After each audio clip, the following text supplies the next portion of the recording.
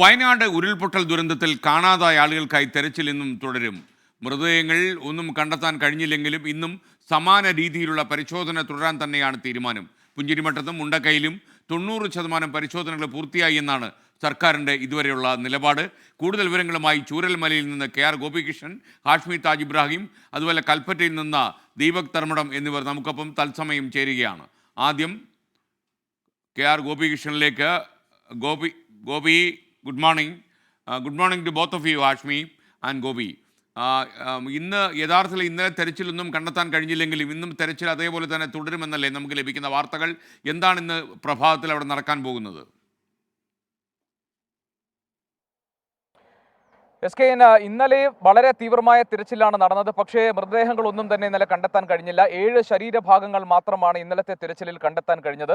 അതീവ ദുഷ്കര മേഖലയായിട്ടുള്ള ഈ സൂചിപ്പാറയ്ക്ക് താഴെ പ്രദേശമായ സൺറൈസ് വാലിയിലും ഇന്നലെ പരിശോധന നടത്തിയിരുന്നു. പക്ഷേ ദൗത്യ സംഘത്തെ ഹെലികോപ്റ്ററിൽ അവിടെ എത്തിച്ചായിരുന്നു ഇന്നലെ നടത്തിയ പരിശോധന. പക്ഷേ ആ പരിശോധനയിലും കാര്യമായി ഒന്നും കണ്ടെത്താൻ കഴിഞ്ഞിട്ടില്ല. 7 ശരീരഭാഗങ്ങൾ കണ്ടെത്തിയെന്നതിനപ്പുറത്തേക്ക് പക്ഷേ അപ്പോഴും എല്ലാ ഇടങ്ങളിലും, അതായത് ഒരു പ്രദേശം പോലും തിരച്ചിലില്ലാതെ പോകരുത് എന്ന നിർബന്ധം ഈ കാര്യത്തിൽ സംസ്ഥാന സർക്കാരിനുണ്ട്. അതുതന്നെയാണ് മുഖ്യമന്ത്രി പറഞ്ഞതും. അതുകൊണ്ട് എല്ലാ മേഖലകളിലേക്കും തിരച്ചിൽ വ്യാപിപ്പിക്കുക. അവസാനവട്ടം, അതായത് നമുക്ക് പറയാൻ പറ്റുന്ന SKN തിരച്ചിൽ ഏതാണ്ട് അവസാന ഘട്ടത്തിലേക്ക് കടക്കുന്നു. 152 പേരെ കുറിച്ചിട്ടുള്ള വിവരങ്ങൾ ഔദ്യോഗികമായി ഇനി നമുക്ക് കിട്ടാനുണ്ട്.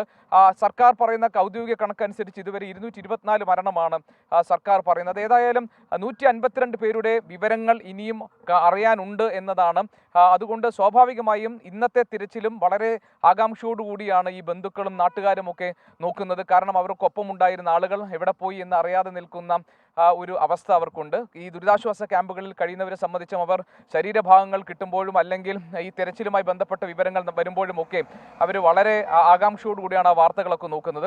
സ്വാഭാവികമായും ഏതാണ്ട് 90% തിരച്ചിൽ മുണ്ടക്കയിലും പുഞ്ചിരിമട്ടത്തും ഒക്കെ പൂർത്തിയായി കഴിഞ്ഞു. അതുകൊണ്ട് തീർച്ചയായും ഈ തിരച്ചിൽ അവസാന ഘട്ടത്തിലേക്ക് കടക്കുകയാണെന്ന് നമുക്ക് പറയാം.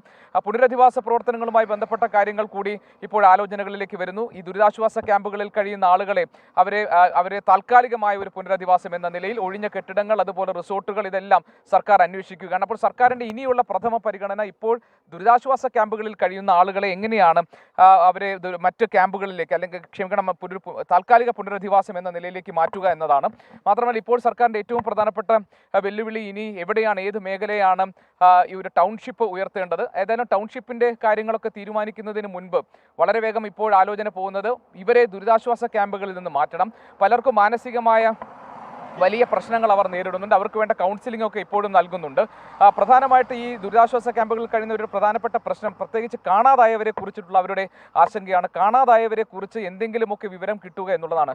വളരെ വേദനിപ്പിക്കുന്ന ഒരു അനുഭവം എനിക്ക് കഴിഞ്ഞ ദിവസം ദുരിതാശ്വാസ ക്യാമ്പിൽ പോയപ്പോൾ ഉണ്ടായി SKN. അത് ഒരു അമ്മയും മകളുമായിരുന്നു. അവരുടെ ഭർത്താവിനെയും സഹോദരനെയും നഷ്ടപ്പെട്ടിട്ടുണ്ട്. അപ്പോൾ അവർ പൊട്ടിക്കരയുന്ന ഒരു രംഗമാണ് ഞാൻ അവിടെ ചെല്ലുമ്പോൾ കാണുന്നത്. അപ്പോൾ ഈ രക്ഷാപ്രവർത്തകരായി എത്തിയ ഒരാൾ അവരെ ആശ്വസിപ്പിക്കുന്നത്, നിങ്ങൾക്ക് ഒരു കാര്യത്തിൽ നിങ്ങൾക്ക് ഭാഗ്യമുണ്ട്, കാരണം നിങ്ങളുടെ മരിച്ച 2 പേരുടെയും മൃതശരീരങ്ങൾ വലിയ കുഴപ്പങ്ങളും ഒന്നും ഇല്ലാതെ കിട്ടിയല്ലോ എന്നാണ്. അത്രയും വലിയ സങ്കട കാഴ്ചകളാണ് ദുരിതാശ്വാസ ക്യാമ്പുകളിലൊക്കെ കാണുന്നത്. കാരണം മരിച്ചു എന്നതിനപ്പുറത്തേക്ക് മൃതദേഹങ്ങൾ കുഴപ്പങ്ങളും ഒന്നും ഇല്ലാതെ കിട്ടിയത് പോലും ഒരു സൗഭാഗ്യമായി കാണുന്ന അത്രയും ദുരിതപൂർണമായ കാഴ്ചകളാണ് ദുരിതാശ്വാസ ക്യാമ്പുകളിലൊക്കെ കാണാൻ പോകുന്നത്. ഏതായാലും SKN ഇന്നത്തെ തിരച്ചിൽ 9ാം നാളിലെ തിരച്ചിലും എല്ലാവരും തന്നെ ആകാംക്ഷയോട് കാത്തു നിൽക്കുന്നത് മൃതശരീരങ്ങളോ ശരീരഭാഗങ്ങളോ ഒക്കെ കണ്ടെടുക്കാൻ കഴിയുമോ എന്നതാണ്.